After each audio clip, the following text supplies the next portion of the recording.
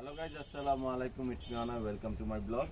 এতদিন আপনারা দেখেছেন যে বিগত মোল্টিং এর দিনগুলোতে আমি কিভাবে কবুতরগুলোকে খাবার দিয়েছি বা কি খাওয়াইছি, কতদিন আটকানো ছিল। তো আজকে আগস্টের প্রায় 10-12 তারিখের মতো এসে পড়ছে, 13 তারিখ আজকে, সরি। তো আমি কিন্তু 25 তারিখে, 20 তারিখ থেকে 25 তারিখের মধ্যে থেকে আমার কবুতরগুলোকে ছাড়া শুরু করে দিব। ফার্স্টে আমি আমার কবুতরগুলোর কন্ডিশন আপনাদের দেখাই।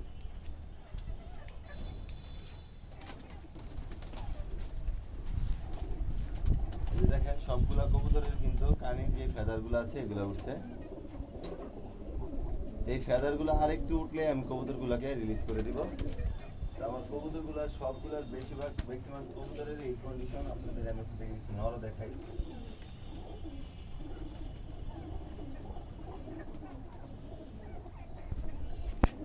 এই যে আমার হোম ব্রিড যে বাচ্চাগুলো আছে এগুলো, এই যে কন্ডিশনটা দেখেন, কানি পরগুলো কিন্তু হয়ে গিয়েছে। চাইলে এখনই ছেড়ে দেওয়া যায়, কিন্তু এখন ছাড়লে কবুতরগুলো অনেক ক্ষেত্রে যেগুলোর এটার ফেদারের মতো সবগুলোর ফেদার হলে তখন ছাড়তে হবে।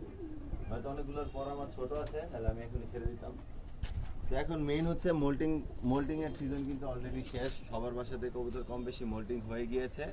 তো এখন আর মোল্টিং এর খাবার দেখে, মোল্টিং এর পরিচর্যা দেখে লাভ নেই, কারণ এখন সবাই কবুতর ছাড়বেন।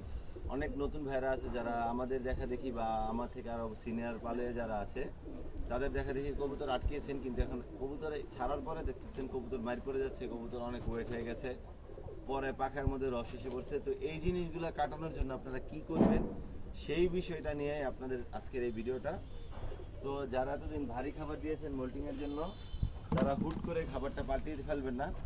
ফার্স্ট অফ অল আমি আপনাদের দেখাই, এতদিন কিন্তু গমের উপর রেখেছি কবুতরগুলোকে, এখন ডিরেক্ট দান, ঠিক আছে? আর দান কোনটা দিবেন? এই যে যেটাকে ডাইরেক্ট কেপি ধান বলে, বড়টা, এই ধানটা দিবেন। আর ট্রাই করবেন একটু পুরান ধানটা কেনার জন্য। নতুন ধানটাতে অনেক সময় পানি থাকে, এই পানিটা কবুতরের কেটে গেলে ঝামেলা করে। তো আমি এখানে 10 কেজির মতো বা 10 কেজির মতো ধান নিয়েছি।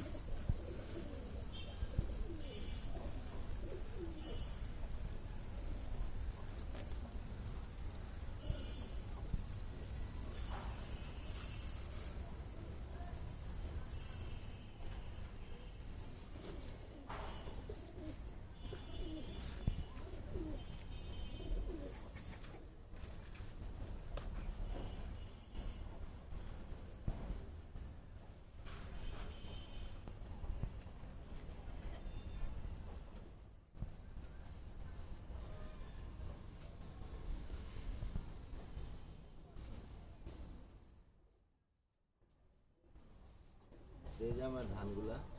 তো ধানের কার্যকারিতা সম্পর্কে বলার কিছুই নেই। যারা ধান খাওয়ান কবুতরকে বা কবুতর ব্রিডার বা কবুতর উড়ান যারা দীর্ঘদিন ধরে, তারা সবাই জানেন ধানের কার্যকারিতা কি।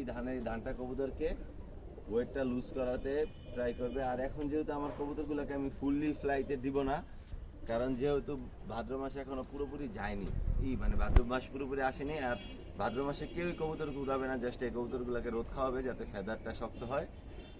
আর কবুতরের মোল্টিংটা হওয়ার পরে যে কবুতরের মধ্যে যে একটা চর্বি জমাট বেঁধেছিল, বা এতদিন ভারী খাবার খাওয়ানোর ফলে যে চর্বিটা জমাট বেঁধেছিল তো শরীরে, এই চর্বিটা এবং এই ওয়েটটা যাতে আপনার কবুতরের শরীরটাকে পাতলা করে এবং কবুতরের শরীরটা যাতে শক্ত হয়, এই কারণে ভাদ্র মাসে কবুতরগুলোকে ছাড়া।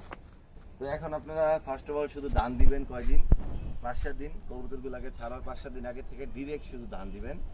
আর যদি আপনাদের মনে হয় যে ধান দেওয়ার ফলে আপনার কবুতরগুলো অনেক পাতলা হয়ে গিয়েছে, তো তার আমি বিকল্প উপায় দেখাচ্ছি আপনাদের। তো ওই বিকল্প উপায়টা হচ্ছে এই যে ভুট্টাগুলা, ঠিক আছে? এই যে ভুট্টা, যারা দেখতেছেন যে ভাদ্র মাসে শুধু ধান খাওয়ানোর ফলে আপনার কবুতর পাতলা হয়ে যাচ্ছে, আপনারা ভুট্টা দিতে পারেন। ভুট্টা কিন্তু আপনার কবুতরকে ওরকম ওয়েট করবে না যেরকমটা ছোলা আর ডাবলি করবে, কারণ ছোলা আর ডাবলি খাওয়ার ফলে কবুতরের শরীরে প্রোটিনটা অতিরিক্ত পরিমাণে বেড়ে যায়, যার কারণে কবুতরের শরীরে অনেক মাংস হয়ে যায়। তো এখন অনেকেই ভুল করবেন যে এই কবুতরগুলোকে ছাড়ার পর আপনারা কন্টিনিউয়াসলি ছোলা ডাবলি ওই খাবারটা বন্ধ করতে পারবেন না, যার কারণে আপনাদের কবুতরের মধ্যে ওই চর্বিটা আর ওই ওয়েটটা থেকেই যাবে। তো আপনাদের ফার্স্টে ওয়েট কাটানোর জন্য প্রথম কবুতর ছাড়ার মানে ভাদ্র মাসের শুরুতে কবুতর ছাড়ার 5 থেকে 7 দিন শুধু ধান দিবেন, একটা না কোনো আউট খাবার দিবেনই না। যারা রেজা বা অন্য কোনো ছোট খাবার দিতে চান, ওগুলা ছাড়ার পরে কবুতরগুলো হালকা বামে উঠবে, কবুতর একটু শরীরটা লুজ হবে তখন থেকে দেওয়া শুরু করতে পারেন। কিন্তু এই ছাড়ার ক্ষেত্রে যে ছেড়েছি আমি আজকে থেকেই ছাড়লাম, আজকে থেকে আবার রেজা দিচ্ছি বা ছোলা দিচ্ছি, ভুট্টা দিচ্ছি, ডাবলি দিচ্ছি, ওগুলো কিন্তু কোনো কাজ করবে না। টানা 5 থেকে 7 দিন প্রথমে ধান দিবেন। তো আমার কবুতরগুলো সবই কিন্তু আল্লাহর রহমতে মোল্টিং কমপ্লিট করে ফেলেছে এবং সুস্থ আছে। আর কবুতরের জন্য একটা জিনিয়াস খাবারই হচ্ছে গ্রিট। যারা কবুতরকে নিয়মিত গ্রিট না দেন তাদের কবুতরগুলোকে আপনারা ট্রাই করবেন যে নিয়মিত গ্রিটে অভ্যস্ত করার, কারণ গ্রিটের বিকল্প খাবার কিন্তু কবুতরের নেই। কবুতরের বদ হজম, ক্যালসিয়াম, মিনারেলের ঘাটতি পূরণের জন্য কিন্তু গ্রিট একটা অমূল্য খাবার। সবাই ট্রাই করবেন আমি যেভাবে বলেছি এই রুলসগুলো ফলো করার, মেনে চলার।